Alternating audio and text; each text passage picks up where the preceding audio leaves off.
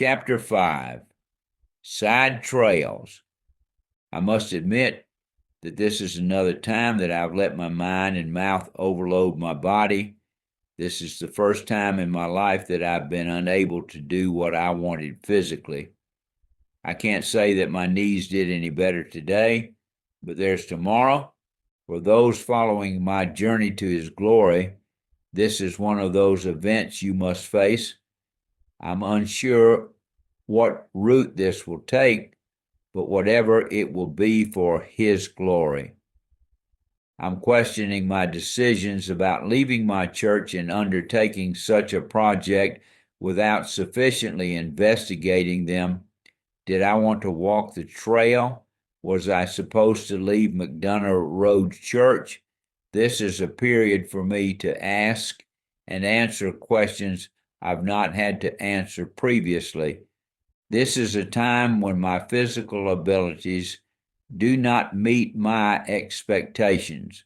While my knees did not improve today, there is always tomorrow. For those following this journey, this is one of those events that must be faced. It is uncertain which direction this will take, but it will be for a greater purpose. I'm reconsidering my decisions about leaving my church and undertaking this project without sufficient research. Was walking the trail the right choice? Should I have left McDonough Road Church? This period is an opportunity to ask and answer questions not previously considered. Pine Mountain, Roosevelt State Park. Since developing knee problems, I've readjusted my approach to hiking. First, I'm not sure that I will continue walking the AT. I will do sections later. However, I've been introduced to a great outdoor activity, backpacking. This past Saturday, April 12th, 1999, my wife Willeen and I traveled to Pine Mountain, Georgia. We got information about the trails there. So this Monday morning, I drove to Pine Mountain to walk one of the trails to evaluate my knees. I checked in with the FD Roosevelt State Park office. I was directed to a good day hike, Wolfden Loop, which is 6.7 miles. In addition to the 6.7 miles, another 4 miles are necessary to get back to the place of beginning. It is a blue blaze trail that carries you through several small waterfalls and beautiful scenery. Those who volunteer to keep the trail clean are to be commended for a job well done. I spent 4 hours walking through this beautiful section of the trail, one of several loops that measure 23 miles. The elevation doesn't vary more than 350 feet, so it does not compare to the elevation variation on the Appalachian Trail.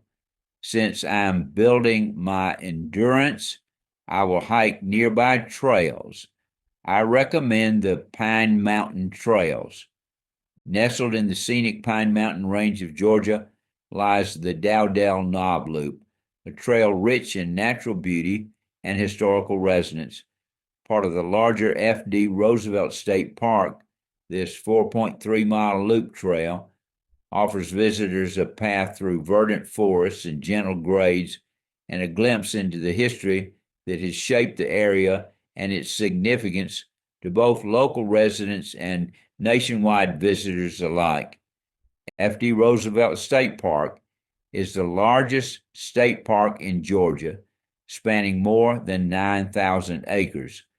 It was established in the 1930s during the Great Depression as part of President Franklin Delano Roosevelt's New Deal programs. The park owes its name and much of its early development to Roosevelt, who frequently visited the area seeking relief for the polio that had paralyzed his legs. The warm springs near the park became a haven for him, and his connection to the region left an indelible mark on its history. Dowdell Knob specifically holds a deep personal connection to Roosevelt. Serving as one of his favorite retreats, this serene spot atop Pine Mountain provided a panoramic view of the surrounding landscape, where Roosevelt often came to reflect and find solace. It was said that he would drive up to Dowdell Knob to enjoy picnics, sometimes alone and sometimes with close associates. A stone grill built during one of his visits still stands as a testament to these moments. At an elevation of approximately 1,395 feet, Dowdell Knob is the highest point on Pine Mountain. The area's name is derived from a local family that once lived nearby and has long been a popular destination for those seeking breathtaking views and a peaceful escape from everyday life. For Roosevelt, Dowdell Knob became much more than a scenic overlook.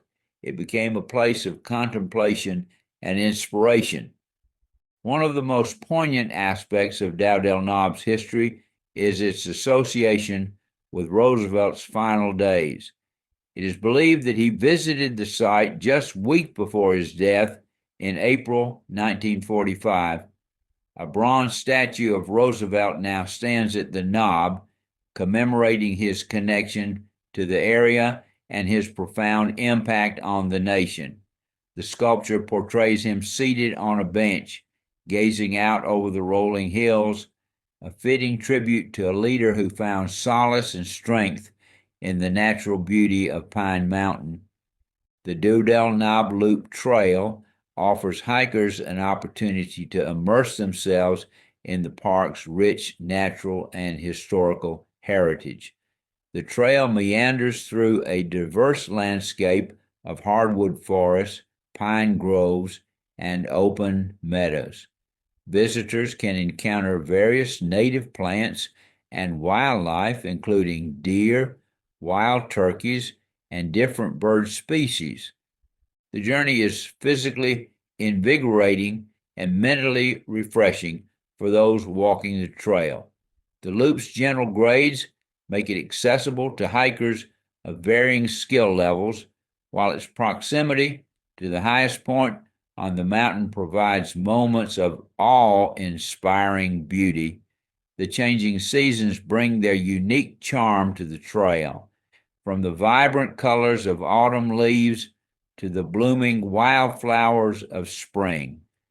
The dedicated efforts of park staff and volunteers have maintained Dowdell Knob Loop's beauty and accessibility. Trail maintenance is a labor of love, ensuring visitors can safely enjoy the trail while preserving its natural integrity.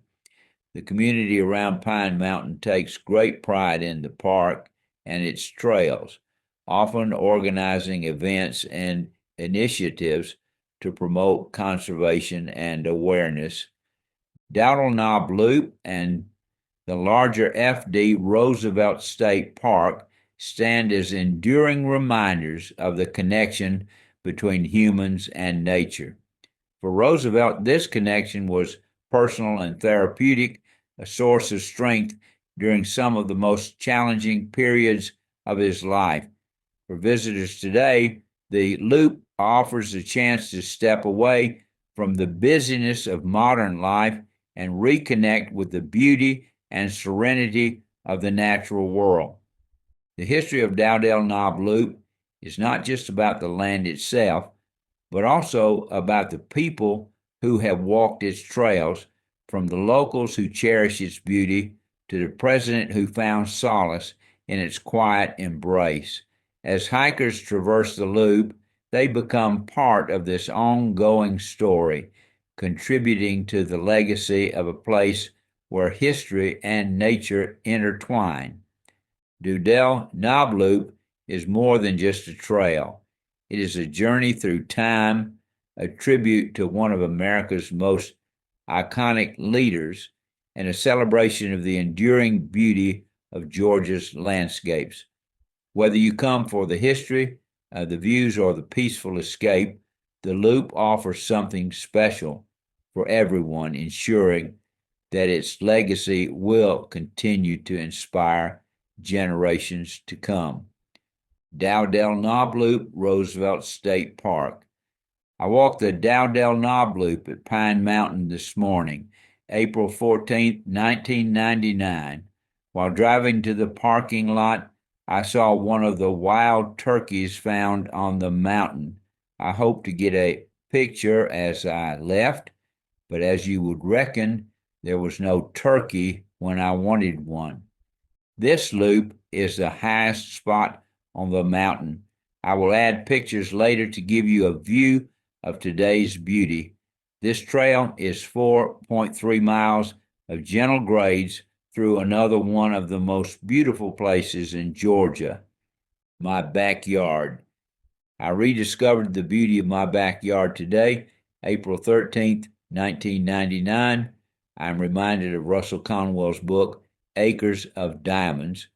Conwell tells an exciting story of Ali Hafid, who sold his farm to search the world for diamonds.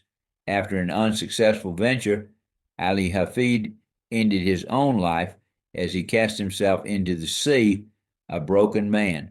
The man who purchased Ali Hafid's farm discovered some sparkling stones in the spring where he watered the horses. A guest in his home noted that those stones were some of the world's largest diamonds ever.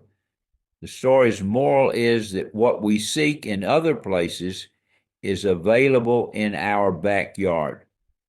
Everywhere you can see the beauty of God's creation. The leisurely day working in the yard and enjoying what God has given me in my backyard was a gentle reminder that we don't have to seek elsewhere to discover the Creator. He is always near us. In my mind, I'm doing some off-the-trail thinking. That could be dangerous, I thought as I was burning the brush I had cut from the undergrowth in my backyard. It seems the only fire you don't have to feed to keep burning is the one you don't want to burn. It was a real chore keeping this fire burning. No one could put out the fire in downtown Atlanta earlier this week. Then I began thinking about why I've had this pain in my knee. Then it came to me, if you look at the homepage picture, you will notice that I had my hair cut. I was reminded of Samson, who lost his strength when his hair was cut. Just a thought. My hair's growing, and I trust that my strength is also. Waiting is not my best suit, but it is the one I'm wearing now. A visit to the doctor's office. Well, I got the good news and the bad news today. My wife went to the doctor with me. After x-rays and a thorough examination, he dismissed me to talk with Willing. The doctor told her that I could get better, but it would require that she be at her best, because I had such difficulty with my knees that I would have to rest them. She would have to bring me my meals, coffee, and the newspaper while I sat in my easy chair. The doctor instructed her that I couldn't be upset and that someone had to bathe my feet and knees thrice daily in cold water. The doctor said that I would need constant TLC or I would die. I waited for my wife, Willeen, in the waiting room. When she came in, she said, "Let's go." We were in the car and on the road before she said anything. I couldn't wait any longer. So I asked, "Well, what did the doctor say?" Willeen looked me straight in the face and said, "I'm sorry, but the doctor says you are going to die." No, it wasn't like that, but here is how it is. The doctor gave me a good report. I am doing no damage to my knees. I have tendinitis, or what is equivalent to tennis elbow. However, it's in my knee. He encouraged me to keep on walking. I can walk if I can endure the pain. So after that excellent report, I took off again to Pine Mountain. I walked the 7.8-mile Big Poplar Loop. Once again, I'm thankful to those volunteers who maintain the trails there. I saw the evidence of challenging work done for the benefit of strangers like me who enjoy walking the trail. The trail has gentle grades, passing by some giant rock outcrops. It's worth a drive and a walk. I will continue these short hikes within a driving distance of home until I feel comfortable retaking the long walk. Kennesaw Mountain. On Saturday, April 17th, Willeen and I rediscovered one of her favorite childhood places. We walked across Kennesaw Mountain. Today was a special day for Civil War reenactments and other activities that we did not expect. It was pleasant to see so many young fathers and mothers walking in the woods with their children. We entered the park at the Visitor Center. It was about a mile to the top of Kennesaw Mountain, where we got a breathtaking view of Atlanta, Stone Mountain, and other North Georgia mountains. I could identify the Georgia power plant near the Cartersville Airport, where I made my first solo touch and goes at an airport other than Fulton County. As we walked across Kennesaw, we followed a trail that we knew not where it was taking us, but it led us to Little Kennesaw Mountain and beyond. We traveled across Kennesaw, Little Kennesaw, and the loop road around Pigeon Hill for a total of about 6 miles. It was a fantastic day, and the festivities and budding vegetation made it an enjoyable trip. It was much more pleasant for me to have my partner with me as we walked. The trip down the west side of Little Kennesaw is challenging. It would have been a more significant challenge if we had been going up that side of the mountain. There are many more trails than we walked at Kennesaw. It's another one of the natural treasures that we have within a short drive of home. We recommend it as an excellent family outing. Pine Mountain Trails. After worship on Sunday, April 18th, and a good lunch, I finished walking the trails at Pine Mountain. I walked the Long Leap Loop, which is 6.9 miles. It is a gentle, sloping loop with sections paralleling streams and goes through the camping area. It is a favorite spot for folks out for a Sunday afternoon walk. I encountered several families and small children on the trail. It was one of the best times I've had walking. One could easily get lost in the beauty of spring, breaking out all around in the beautiful world God has given us to keep. I'm reminded once again of the words of Isaiah, who he said, Isaiah 40:31, King James Version, "But they that wait upon the Lord shall renew their strength. They shall mount up with wings as eagles. They shall run and not be weary, and they shall walk and not faint."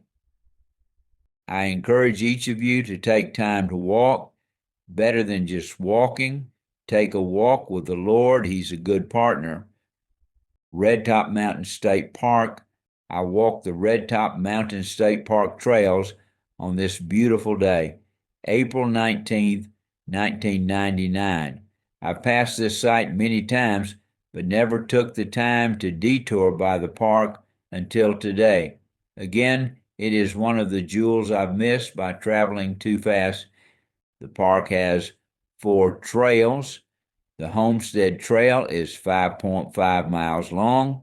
The Sweet Gum Trail is 3.5 miles long, and the Whitetail Trail and the Lakeside Trails are 1 mile each. Some of these trails follow the shore of Lake Allatoona. There's wildlife everywhere. I lost count of the tame deer. I took too many pictures of the deer at a distance before realizing they would walk close to me. As you stroll the trail, many birds and squirrels are rambling through the woods. These trails are the most fun of the places I have walked.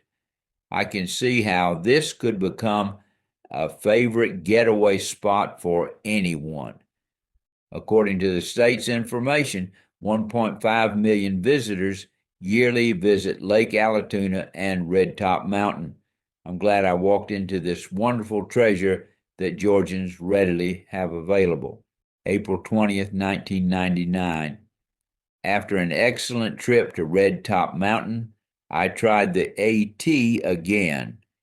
In the heart of Georgia, Red Top Mountain is a haven of natural beauty, offering visitors an unparalleled experience of serenity and wonder. The mountain derives its name from the rich red soil that colors its terrain, a hue created by the iron ore deposits that once sustained a thriving iron industry in the region. Today, however, the area radiates a different richness, unspoiled landscapes, and abundant wildlife. As you step onto its trails, the world becomes a symphony of sights and sounds. Towering pines sway gently in the breeze, their needles whispering secrets of the past. The shores of Lake Allatoona glisten with a silvery sheen as sunlight dances across its surface, inviting visitors to pause and drink in its tranquil beauty. The gentle lap of water against smooth stones and the distant call of birds create a soundtrack to complement the visual feast. Exploring Red Top Mountain promises a discovery of trails designed for every pace and preference. Whether embarking on the Homestead Trail's 5.5-mile journey through dense woods or enjoying the quick yet rewarding loops like the Whitetail and Lakeside Trails, there's a path for everyone. Each step uncovers the wonders of nature, deer grazing calmly within reach, squirrels darting playfully, and birds weaving intricate melodies overhead. For photographers and dreamers, the mountain is a canvas painted with life. The tame deer, unbothered by human presence, offer rare moments of closeness and connection with the natural world that are as heartening as rare.